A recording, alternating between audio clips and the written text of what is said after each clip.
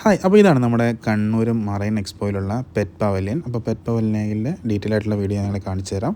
Pet പവലിയനിൽ മെയിനായിട്ട് ഇവിടെ കുറേ ബേഡ്സാണ് കാര്യമായിട്ടുള്ളത്. ബാക്കി ആനിമൽസോ കാര്യങ്ങളൊന്നും അധികമായിട്ടില്ല. പിന്നെ ഒട്ടകപ്പക്ഷികൾ, അങ്ങനത്തെ ചെറിയ ചെറിയ ഐറ്റംസാണ് മെയിനായിട്ടുള്ളത്. ഇതൊരു ചെറിയൊരു ഏരിയയിലാണ്, നമ്മുടെ ഈ മറൈൻ എക്സ്പോയുടെ ഉള്ളിലാണ് ഈ പെറ്റ് പവലിയൻ ഉള്ളത്.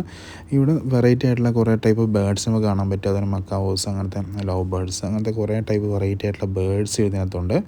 ശരിക്കും കുട്ടികളെയൊക്കെ ഉദ്ദേശിച്ചുള്ള ഒരു ചെറിയൊരു പവലിയൻ തന്നെയാണിത്. വലിയൊരു ഏരിയ ആയിട്ടുള്ള ഒന്നുമല്ല, എല്ലാം ഗ്രില്ലിൻ്റെ അകത്തുള്ളതാണ്. ഇങ്ങനെ ഒരു കൂട്ടിനകത്താണ് ഫുള്ളായിട്ടുള്ളത്.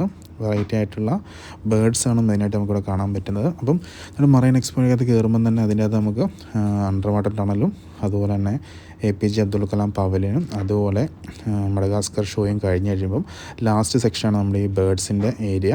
അപ്പോൾ ഇതൊക്കെ കണ്ടു കഴിയുമ്പോൾ തന്നെ നമുക്ക് ഇതും കൂടെ കാണുമ്പോൾ അതൊരു കോമ്പിനേഷനായിട്ട് തന്നെ നമുക്ക് കാണാൻ പറ്റും. 120 രൂപയാണ് ഇവിടുത്തെ ടിക്കറ്റ് ചാർജ് വരുന്നത്.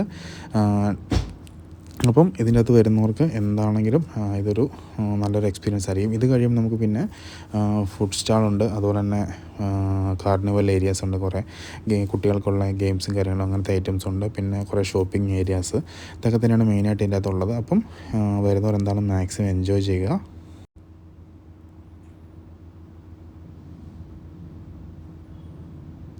ഇതൊക്കെ നമ്മുടെ മക്കാവോസൊക്കെയാണ്. അധികം വെറൈറ്റി ആയിട്ടുള്ളൊന്നുമില്ല, കുറച്ച് മാത്രമേ ഇവിടെ നമുക്ക് അവൈലബിൾ ആയിട്ടുള്ളൂ. പക്ഷേ വെറൈറ്റി ആയിട്ടുള്ള കുറേ ടൈപ്പ് ബേഡ്സ് നമുക്ക് ഇതിനകത്ത് കാണാൻ പറ്റും. ശരിക്കും കുട്ടികൾക്കൊക്കെ ശരിക്കും ത്രില്ലിംഗ് ആണ്. കുറേ ലവ് ബേഡ്സ് ഉണ്ട്, പാരറ്റ്സ് ഉണ്ട്,